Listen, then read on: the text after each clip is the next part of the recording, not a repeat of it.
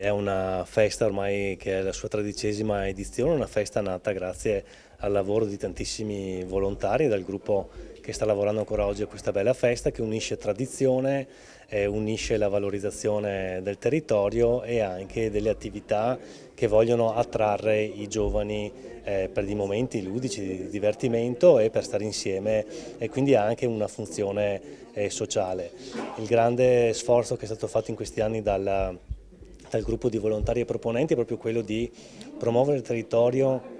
a 360 gradi, quindi dall'uso di prodotti a chilometro zero, essendo ancora un territorio rurale con prodotti di eccellenza, alla promozione del bene, in questo caso Villa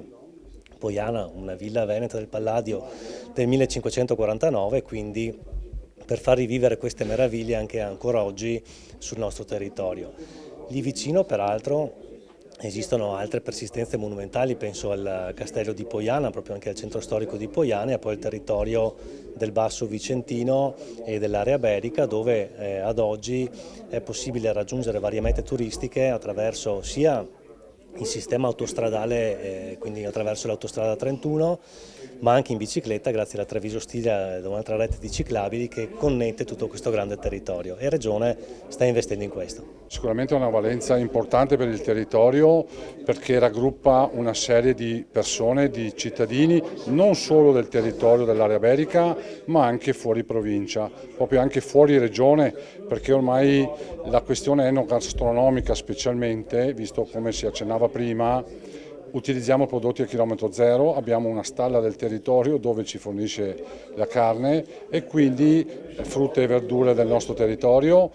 e eventi che cerchiamo di raggruppare per le esigenze generali dai piccoli agli adulti. Venite alla Festa della Spiga, vi aspettiamo numerosi, si svolgerà dal 30 di maggio all'8 di giugno presso il parco di Villa Poiana a Poiana Maggiore. La festa è nata nel 2010 per volontà di un gruppo di genitori per la raccolta fondi scolastica con l'appoggio del loro assessore alla cultura del comune di Poiana Maggiore, e è stato un successo, possiamo dire, e negli anni successivi si è sviluppata, portandosi tutte le attività nel parco esterno di Villa Poiana,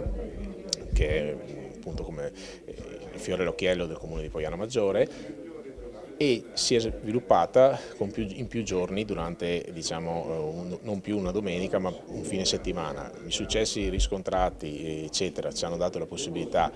anche con gli incassi e con il riscontro del territorio, anche con la partecipazione sempre crescente dei volontari, di poter proporre più eventi e svilupparla su 2 weekend. Questo per, per migliorare anche l'offerta e anche per avere la possibilità di essere più presenti e di avere un riscontro sempre maggiore su quello che è il territorio. La festa è stata un successo, sono state edizioni sempre in crescendo,